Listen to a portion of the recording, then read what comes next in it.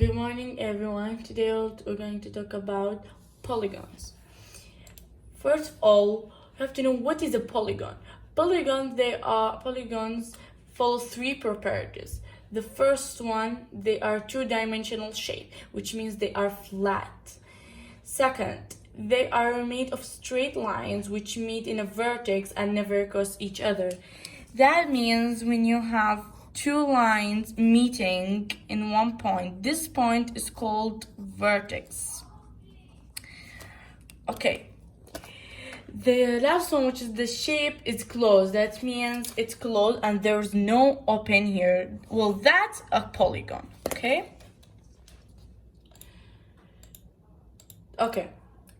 Then the types of polygons.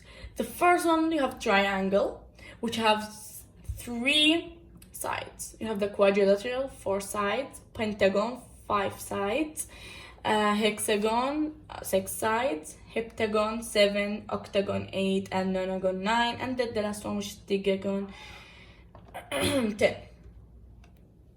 Then you have the regular. We have the polygons. It's divided into two types. You have the regular and the irregular. The first one, regular, it means that all sides are equal and all angles. For the irregular polygon, it means that the sides and the angles are not equal to each other. For example, here you have a regular polygon. That means that all sides and the angles are equal, as you can see. But here in the irregular, the sides and the angles are not equal. This one is not equal to this one. That means it's a irregular polygon. Then you have you have the polygons and the non-polygons, of course. The non-polygons, there are 5. The first one is you have this, for example, the curved one. That means it's not a polygon. The opened one means not a polygon. When the two sides, when two lines of the shape cross each other, that means it's not a polygon. Or for example, the circle or the three-dimensional shape. Okay, when someone asks you, find me the sum of the interior angles. Well, all the interior angles follow one formula, which is n minus 2 multiplied 180. This formula, we use it to find the sum of the interior angles. When you want to find the sum of interior angle, but for a regular polygon, it differs from an irregular polygon, but they are depend on the same formula. For example, when you have a regular polygon, first of all, we write the formula, which is n minus 2 multiplied 180. We all know that the n means the number of sides. When you have a decagon, for example, a regular decagon, it means it has 10 sides. So we place n by 10, and we write it 10 minus 2 multiplied 180. It will give us 8. 8 multiplied 180 will give us 1440 degree. And that's the sum of all interior angles. And because it's irregular, so all sides are equal and the angles are equal to each other, we just divide the sum of the interior angles by the number of sides, of course, which is 10. Will give us 144. Okay. When also a person asks you find the measure of this shape of the interior angles, but for an irregular polygon, we follow the same rule, which is n minus 2 multiplied 180. For example, we have this shape. It's an irregular polygon, and we want just to find the measure of the interior angles. First of all, we need to find the sum. Okay. We write the formula, which is n minus 2 multiply 180. That's the formula of the interior angles. Okay. Okay. First of all, as we said, n minus 2 multiply 180, and the sides are. How many sides here we have in this polygon? Is 1, 2, 3, 4, 5. We have 5 sides in this polygon. So we replace n by 5. So we become 5 minus 2 multiplied 180 will give us 540. Well, 540 is the sum of all the interior angles.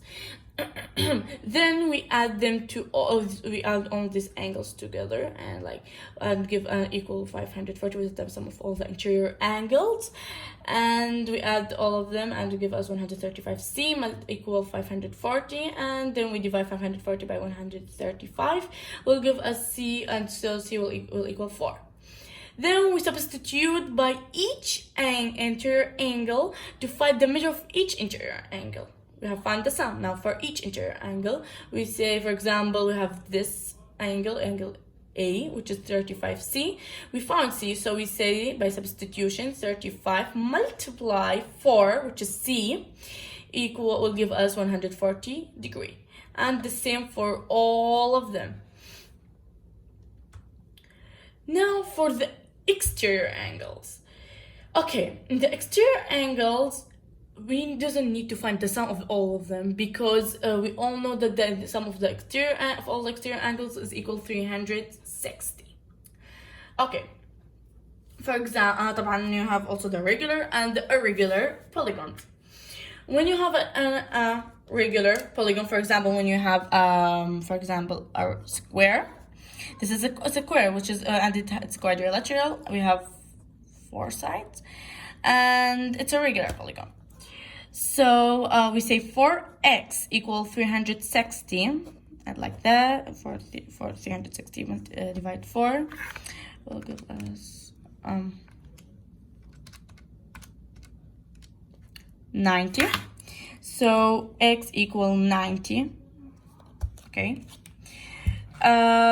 and that's the measurement of the exterior angles in this polygon. But this is for a regular polygon. What about an irregular polygon? How will we find the measure of all the exterior of each exterior angle? Here in this one, we have a triangle. In this triangle, we have these are the exterior angles. We add them all together and give us 360. And the same we continue as a normal equation. Okay. And the same with this, we all add them and 360 and continue. We have another example of an exterior angles. Here, it's more complex for you. It have x's and many things. So here, we also say, again, the sum of all the exterior angles is 360. We add them all here together and equal 360 here. So we add all the x's together and all the numbers together equal 360. Well, the x's, we have 7x plus 248 will equal 360, and we continue the normal, which end with the end will give us x equal 12.